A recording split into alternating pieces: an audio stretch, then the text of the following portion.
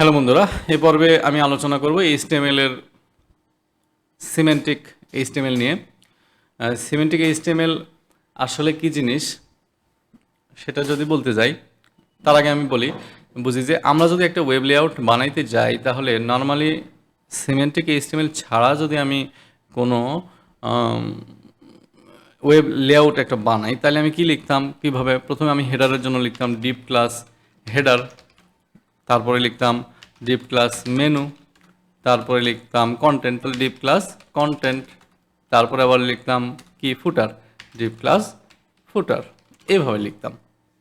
এখানে আবার এই ডট দিয়ে হেডারকে সিএসএসে ধরতাম, সেটাকে ডিজাইন করতাম, সিএসএস লিখতাম। মেনুতে আবার যাইতাম, ডট দিয়ে সেখানে মেনু লিখতাম, সেটা ডিজাইন করতাম। এভাবে এভাবে আমরা করতাম। এটা হচ্ছে নন সিমেন্টিক এইচটিএমএল।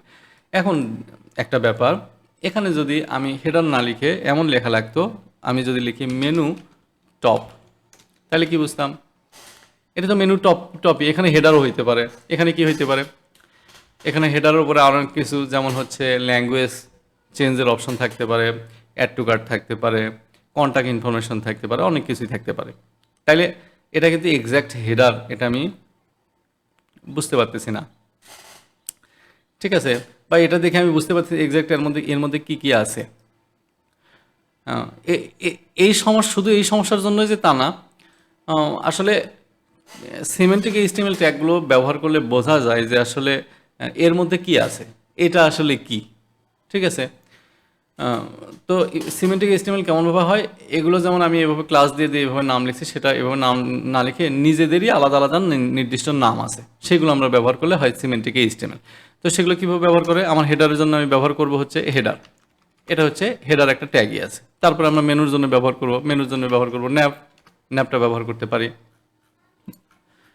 তারপরে হচ্ছে আমরা ব্যবহার করতে পারি ন্যাপ যে আছে, ন্যাপের পরে আমরা ব্যবহার করতে পারি কি কন্টেন্ট, তাহলে কন্টেন্ট আমরা মেইনের মধ্যে রাখতে পারি। মেইন নামে একটা এইচটিএমএল ট্যাগই আছে, এর মধ্যে আমরা ভিন্ন ভিন্ন রকমের বিভিন্ন ধরনের কন্টেন্ট আমরা রাখতে পারি এখানে।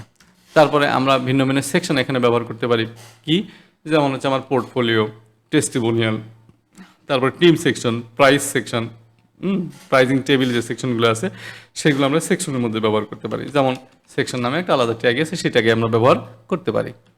আমাদের যদি ব্লগিং টাইপের কোনো কিছু হয়, যদি টেক্সট কন্টেন্ট টাইপের কোনো কিছু হয়, যেমন প্রথমে একটা হেডার থাকবে বা একাধিক হেডার থাকবে, তারপরে প্যারাগ্রাফ থাকবে একটা বা একাধিক, হ্যাঁ, যেরকমই হোক, আমার টেক্সট কন্টেন্ট যদি ব্যবহার করতে হয় তাহলে আমরা ব্যবহার করতে পারি আর্টিকেল। আর্টিকেল নামে এইচটিএমএল এর একটা ট্যাগই আছে।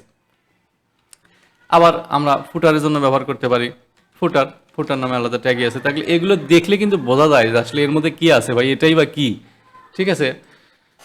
তো এভাবে আসলে সিমেন্টিক এইচটিএমএলটাকে ব্যবহার করা হয়।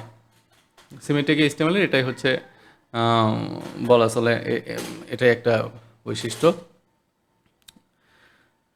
তো ঠিক আছে, সিমেন্টিক এইচটিএমএল এটাই আমার ক্লাস ছিল। সবাই ভালো থাকবেন, আল্লাহ হাফেজ।